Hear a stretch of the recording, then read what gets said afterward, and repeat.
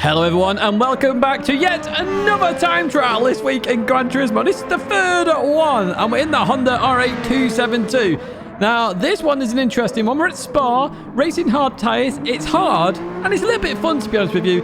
Gold estimate I've put around a 2-minute 30.6, but as there's prizes on offer that could go even further down depending on how many aliens jump on this and really go for it. I think I'm even going to try hard this one to try and get some of those prizes. It is the Honda Racing EMS GT Fast Attack 2024 Challenge Class Time Trial. A mouthful, I'm sure. But if you do enjoy this video, do get a like and subscribe to the channel. I'm going to take you through this. You can get 2 million credits, as always, with this time trial. Or 1 million, or whatever you aim to get in these time trials. I'm going to head towards turn number 1 here. And on the left-hand side, we have the 100 board here at Spa. So the far left one is probably your best one. As it hits the edge of your screen, you want to hit the brakes. You can see I'm just braking right about now. Alternatively, you can use the 100 board more closer to the circuit, but you have to brake before you get to that, okay? In this car, you're better to brake earlier to make the corner than try and brake too late and go way too deep. Second gear on exit, accelerate out the corner. You won't suffer too much power oversteer there as we start to head to the hardest corner on the circuit in this combo, Eau Rouge and Radion. 2 corners. Let's get there then. Let's head there. As we go over towards the left-hand side, we're using all the curb here. Before we get to the end of the curb, I'm going to start lifting at this point right here. Lift and turn in. Now, sometimes you'll just get this wrong. Other times you'll turn in too tight and then you'll hit the curb and bounce off. It's a very hard corner to get right. But if you do get it right, I see there I'm lifting. Once I know I can go straight, I straighten up and off I go. This car's very small in terms of its size, so you can't go too far to the left. And it will invalidate where you go, that should count. But actually it shouldn't because it's a very small car. You do have to keep that in mind when doing this one. We head towards Lake Home then, and on the left, not on the left, it's on the right side, Tidge. We've got the Armco there. It goes from a light silver to a dark silver. You can see that on the right side.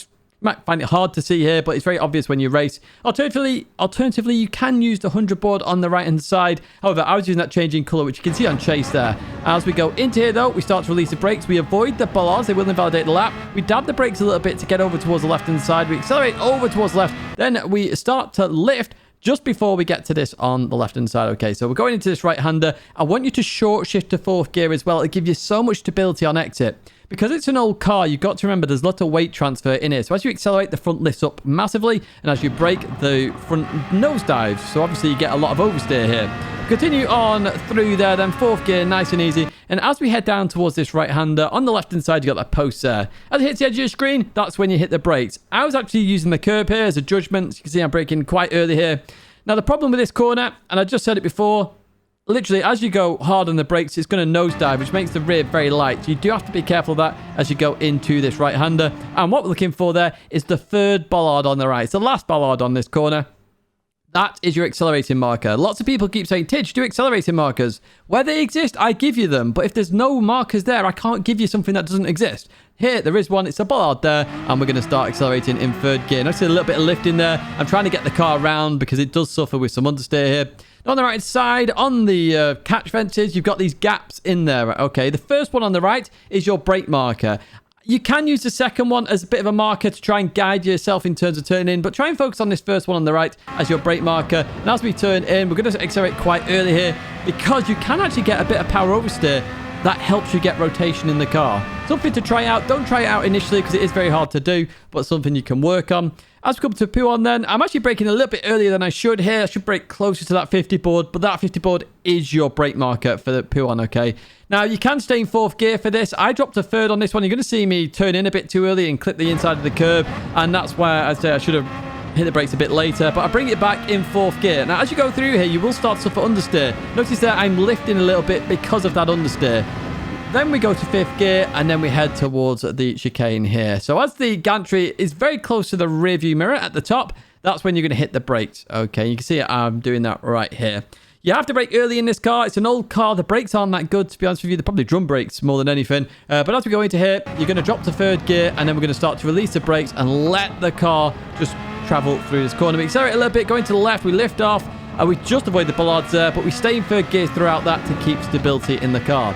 As we head towards the right-hander here, I'm actually using the red and yellow barriers today because literally the end of the red, start of the yellow on the left just before the curb is your brake marker. It's a perfect brake marker for this car, okay? We're going to go to third gear again. So straight line brake this, drop to third gear, and then start to release it as you go in towards the corner. Start accelerating the second you get close to those bollards to force them understeer. As we get towards this right-hander then, on the right-hand side, you got the start of the curb there. So I started to turn in as that hits the edge of my screen. Now, you're going to want to go to fourth gear during this corner, and you will want to lift as well, okay? See, I'm using as much of the curb as possible, but I started to turn in now because that's hit the edge of my screen. Fourth gear, I'm lifting. I'm trying to get the car round, and then when I believe it can get round, which is a judgment call here, I can't give you anything more than a judgment call, I then full throttle it through the corner.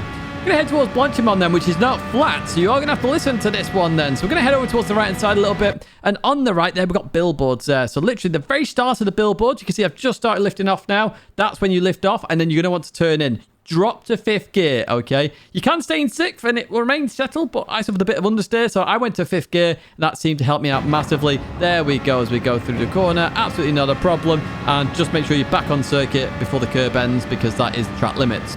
The final corner then. The bus stop chicane. So stay in fifth gear. You will hit the limiter, but it's just beneficial to stay in fifth gear here. So the 150 board on the right is your brake marker. Literally, as it hits the edge of your screen, you're going to hit the brakes here. Brake in a straight line all the way to the outside of the corner, as we do here. Notice that we're aiming towards the curb. We start to bring it back then, and I'm in second gear. Now, I did go a little bit deep there. Just got it a little bit wrong in terms of the braking, but even so, I exit the corner in second gear. We head towards the line. This is a 2-minute 27.7. I'm definitely going to say there's going to be 2:26s in there. That is for sure. Right, this is a pad lap then, just to show you can do it on a pad. So the 100 board in towards the source then. We exit the corner, same sort of thing there. Second gear, a little bit of power oversteer, nothing major. It settles itself very nicely as we head towards Eau Rouge Radion. This is even harder on a pad, I would say, than a wheel, because you really have to get the line right. It's the hardest corner on the circuit in this combo. So over towards left, lift at the curb. We turn in. Look how much we let the car roll there. So we do it slower than my Ghost up ahead. But even so, we still make it. Remember, the goal for the majority of players here is to get the 2 million credits. That's how you do it on a pad, and how I would do it on a wheel as well if I'm just after 2 million.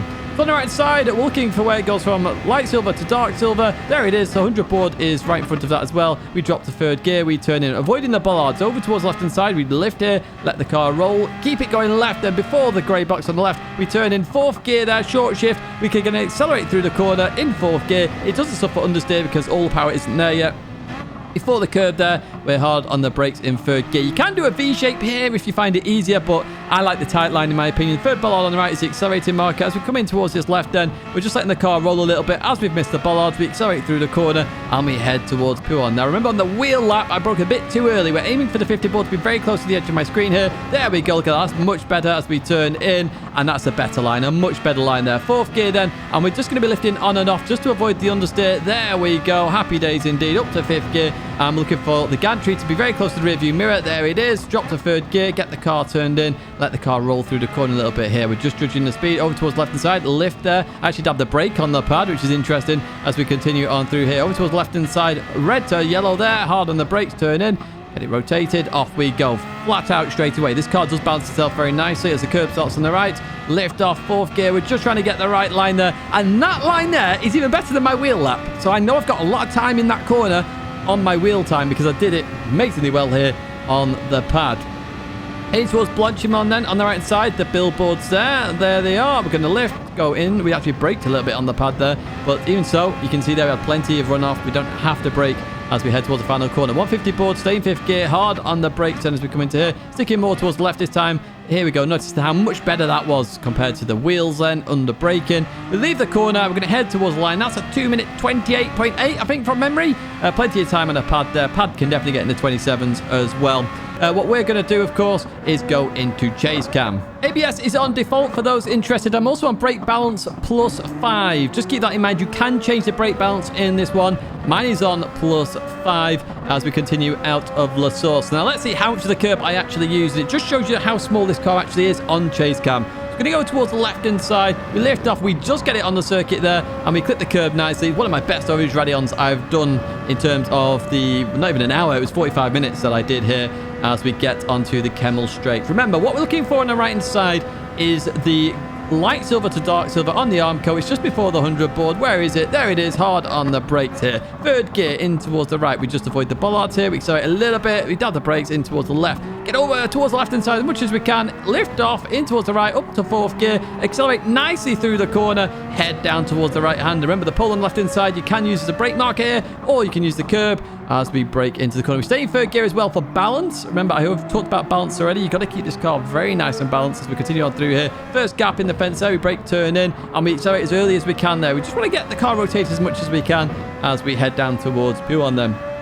And what we're looking for is the 50 board on the right side. We brake a bit early here, so you can brake a little bit later than I do there as we go into this corner. As you can see, we get it slightly wrong, so it shows you how much time is in there. We very much could have ended up being rank 1 if we'd have actually pulled this lap off. But I am going to be jumping on this a bit more here. Gantry there towards the top of your screen as you go into this right-hander. We're calming it down nice as we go through the right, then in towards the left, and very close to the bars. That was very close indeed. Over towards the left-hand side, the red to yellow. There it is. Hard on the brakes. We turn in, avoid the bollards. We start accelerating very early here, using all of the circuit on the exit. So start the curve on the right. We turn in 4th gear, trying to get the car turned in. If you do clip the curb, that should give you an indicator that you are going to make the corner, because it will rotate the car a bit more as well. So I'd potentially use that as your accelerating marker as we head towards Blanchimont for the final time here then. Remember, it's the billboards on the right-hand side. We're going to lift off, turn in, drop to 5th gear as well. There we go. Nice and easy.